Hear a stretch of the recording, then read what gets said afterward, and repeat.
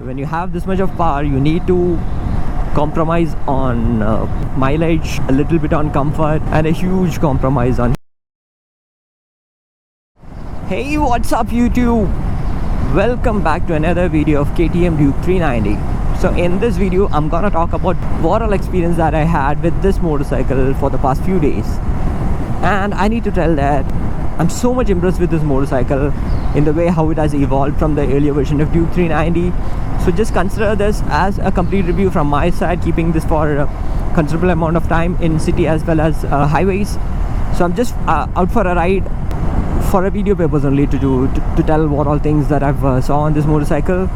So in the beginning itself, I need to tell that when the KTM 390 got launched in India for the first time, the entire Indian motorcycle scenario, the entire Indian motorcycle enthusiast got divided onto three categories.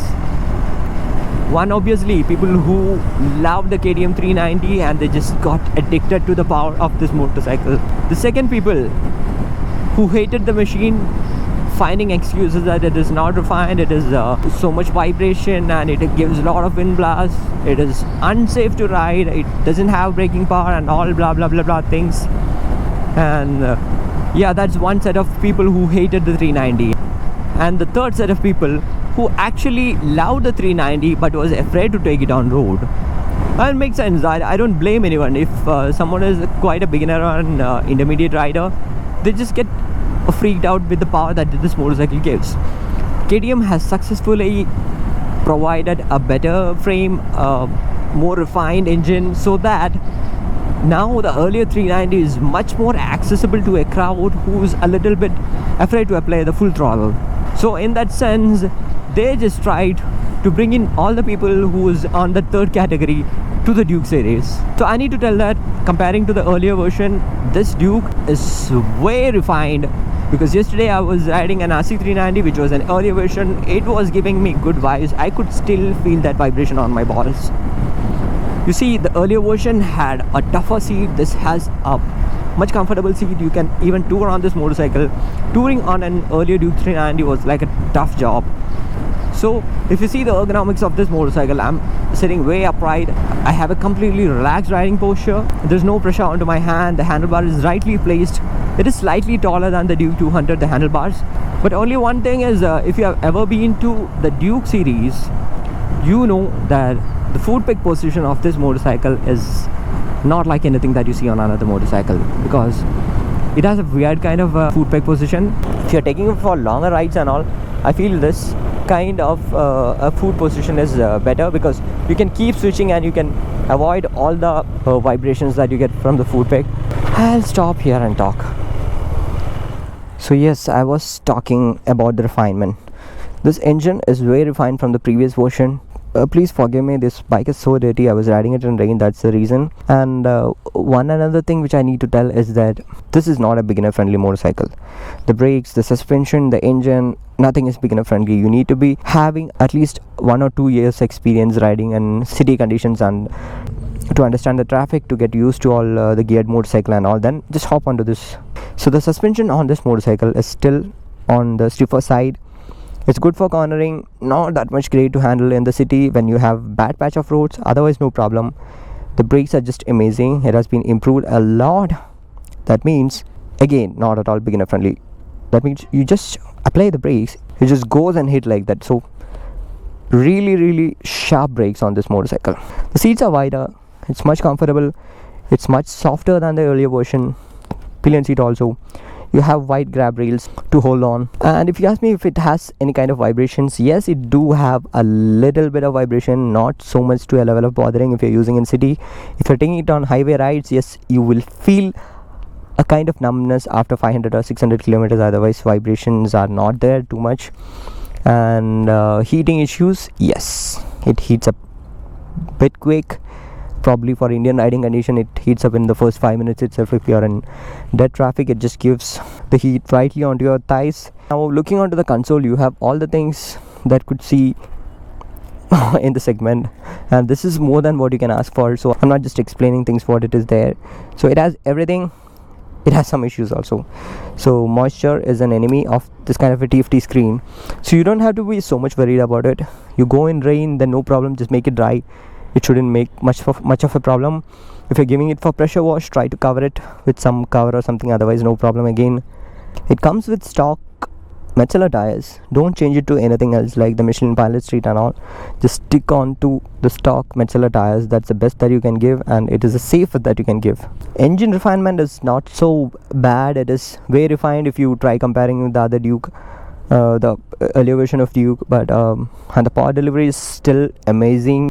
You could pop a wheelie in the first gear without much efforts. The power is rightly onto the face. Not as much aggressive as the earlier version, that's the only thing. If you ask me about the build quality, I'm actually I feel like it's kind of plastic that you see is kind of an average quality, not something exceptional, and altogether KTM has tried making this motorcycle much lighter, so the hard metallic part also you see on this motorcycle are kind of a little bit brittle, because if you drop the vehicle, then high chance this will break off, and okay, now your gear lever and brake lever is much safer with this thing. But you see the plastic quality is not so high, but kind of an average. It's okay, not as bad as what you see on R15 version 3. And to talk about the gearbox and the clutch feel is slightly heavy. Gearbox, not difficult to shift the gear, but it is difficult to find the neutral, and sometimes I get on to the mode of false neutrals at times. Okay, not so much, but getting the neutral is still a problem on this motorcycle. Oh, it's getting too hot. I'll just start riding and talk. So to talk about the maintenance of this motorcycle, this should be serviced in once in 5,000 to 6,000 kilometers as per owners, and it cost you around 4,000, which is not a bad figure to look at from a performance point of view. But looking from single cylinder point of view, yes, it is slightly expensive. Looking at the performance, that's not something a big turn off factor. Okay, and to talk about the mileage, I was getting a pretty much bad mileage when I was riding in the city, in the sense 18 to 20 when I was riding a little bit hard on the throttle, that too in the city. But onto the highways I was getting 26 and 28 once, so I'm just satisfied like being as a tourer. But city it is a bit less, but can't complain with the kind of performance this motorcycle gives. Okay, so when you have this much of power, you need to compromise on mileage, a little bit on comfort, and a huge compromise on heating. Okay, and now let's see who need to consider this kind of a motorcycle. So if you don't have a lot of traffic in your city, you're planning for kind of moderate tours, and you wanted to take your motorcycle once in a while for track, but still you wanted to use it in city and highways, yes, you have a beautiful motorcycle to ride for.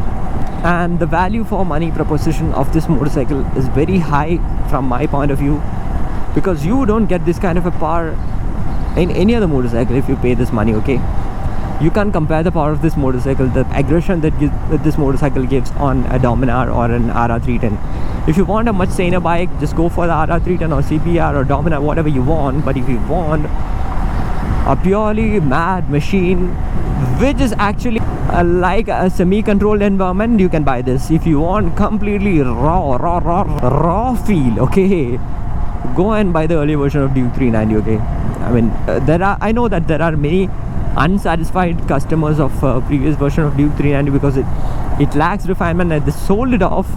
I feel sorry for them, because they had a wrong expectation on the motorcycle, and rest everyone who owned that motorcycle is happily living with it. It is pretty much raw, it is too good to ride, and you need to have a very good sense of responsibility to ride this motorcycle, because don't be a squid on this motorcycle. Just have all the riding gears. Do not get offended if someone comes and races with you. I mean, just, you could say F off and leave. Okay, don't engage, do not engage in a street race. First thing is, you might end up in some accidents, man, some wrong thing. Second thing is, you will win. You will tell that it's an overconfidence, right? But someone who can ride this motorcycle can easily outrun any other single cylinder motorcycle, even twin cylinder under 500cc. So as always, show some love in the form of likes and comments. See you in the next video. Until then, goodbye.